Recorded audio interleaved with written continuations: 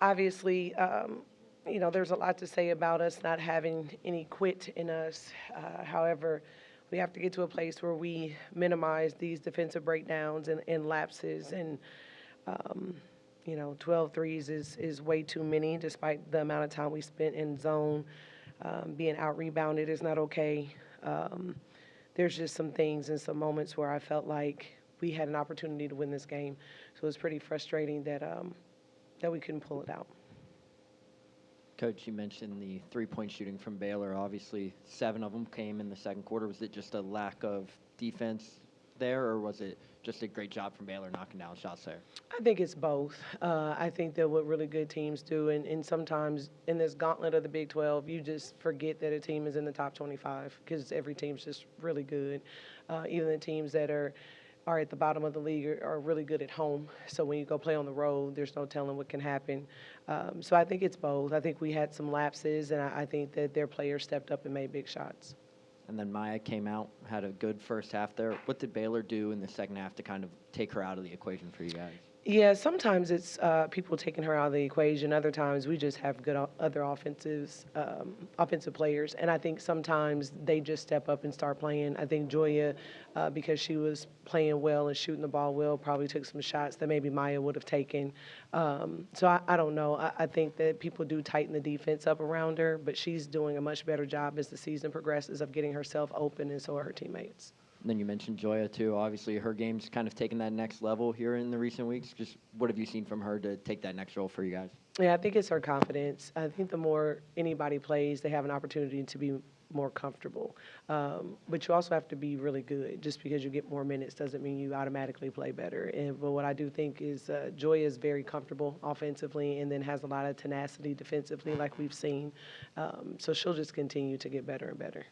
And then looking through at this game, obviously the front court was a big emphasis in this matchup where you guys had the advantage there with Mary, Allianz, Destiny. Was it something by rotation there that you saw might provide a spark there on the offensive end, or was it just by how they were playing you guys? No, I think so.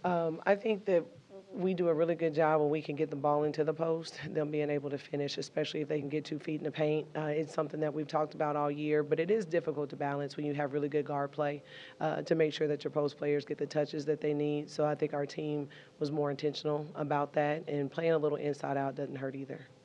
And then Dee goes down at the end of the first half there. Do you just have any update on her, or what was that situation? Yeah, not yet. I'm sure I'll go with the medical team later, but obviously we missed her.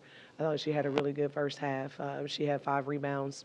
And she's tough, and she gives us interior presence, and she's got a high IQ, and she can pass the ball and all the things. So when she's not on the floor, I think that it does hurt us. But Ramaya and Kylie stepped up, and I thought they played well too. We just have to figure out how to continue to close out games and make big plays at the end. And then Talia and Jaina for Baylor combined for 45. What did you think of those 2 performances, and how did they kind of exploit that defense? What were they doing so well to get going tonight? Well, there are a lot of things that Talia can do. And again, Nikki's a really good coach. She knows how to put her players in positions to be successful. And I feel like when they made that run and they made back-to-back threes, I think that was intentional. I think that our inability to locate Talia, get there on the catch, we always talk about touching the ball.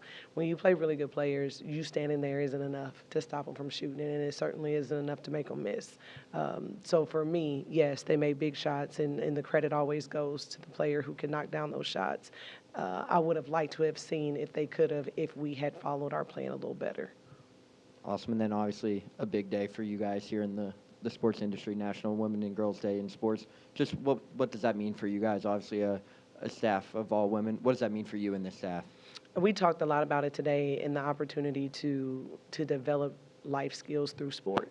And as much as we all probably thought at some point we would go pro and play basketball forever, I think that what we know is we met some of our best friends. We gained confidence. We learned how to compete. We learned how to be tough.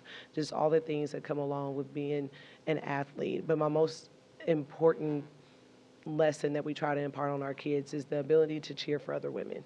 And that's what we try to encourage in our program all the time. Sometimes the sun shines on you, sometimes it doesn't, but you have to be able to clap and cheer for other people, especially other women, because in so many ways, you can feel like you're in constant competition, and there's no need to feel that way. There's enough seats at the table, there's enough minutes on the team, whatever your analogy is. And so it's we know that sport has shaped us, and we're really excited to be role models in this space for young women.